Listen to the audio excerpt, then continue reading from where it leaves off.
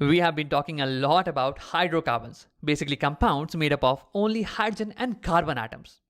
And we saw that there are three main families: alkanes, alkenes, and alkynes. There are other families, but we'll talk about them in a separate video. Over here, we are going to look at more members of each of these families. And with the help of that, we will be arriving at a general molecular formula for each of these families. Well, what is that? Well, a general molecular formula gives a relationship between the number of carbon atoms and the hydrogen atoms in a particular family. For example, in alkene family, for every carbon atom, you have twice the number of hydrogen atoms. Okay, that's the relationship. Now, if you're wondering why is this important, how is this helpful? So just imagine if in future you discover a new organic compound which has around 50 carbon atoms and 100 hydrogen atoms. Then just by knowing the general molecular formula, you will be able to categorize this compound in any one of these families. And with that, you will be able to predict its chemical properties pretty fast. Because you know what? All the members of a certain family will have similar chemical properties. So isn't that very convenient? So that's why we are going to find out the general molecular formula of each of these families. Let's begin. Now let's start with the alkane family. See, by definition, they are acyclic hydrocarbons. Acyclic meaning that the carbon atoms are not arranged in a circular fashion. See, this is a cyclic hydrocarbon. Here the carbon atoms are arranged in a circular manner, right? In alkanes, they won't be. They will be in an open chain structure. Okay. And the second part is that they only have single bonds between the carbon atoms. All the carbon atoms will be connected with a single bond. No double or a triple bond will be present between them. So probably the simplest alkane is going to be one with one single carbon. One single carbon, methane. And this carbon is going to have 4 valence electrons, which it will be sharing with 4 hydrogen atoms to fulfill its octet and be stable. So this is the first member of the alkane family. But that's not it.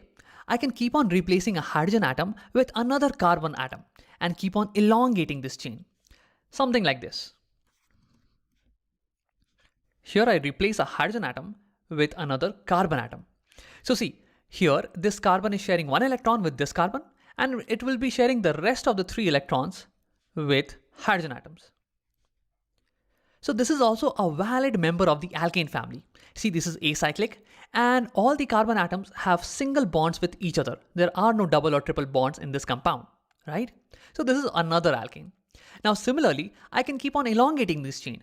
I can take a copy of this compound and replace a hydrogen with another carbon and fulfill its valencies with hydrogens.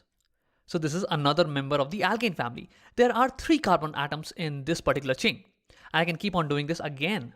This has 4 carbon atoms. So you can imagine that similarly, I can keep on forming newer and newer alkane members. I can have 5 carbon chain or 10 carbon chain or 20 carbon chain. So here we saw how to find out the members of the alkane family. Now let's try to find out their general molecular formula. For this, let's try to write down the molecular formula of each of these compounds. So methane here has 1 carbon and 4 hydrogens. So its formula is going to be C1C and H4 because there are 4 hydrogen atoms.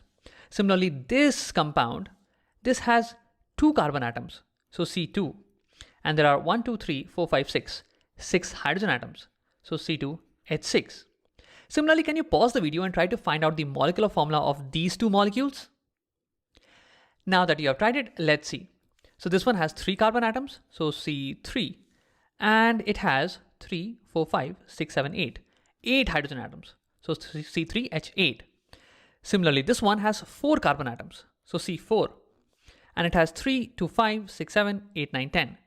10 hydrogen atoms. Oh, oops, let me change the color.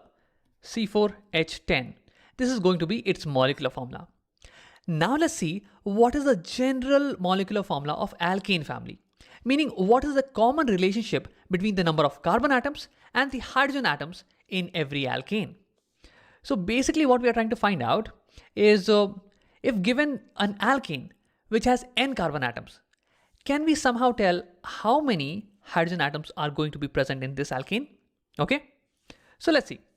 So over here I see that for 2 carbon atoms, there are 6 hydrogen atoms. Here for 3, there are 8.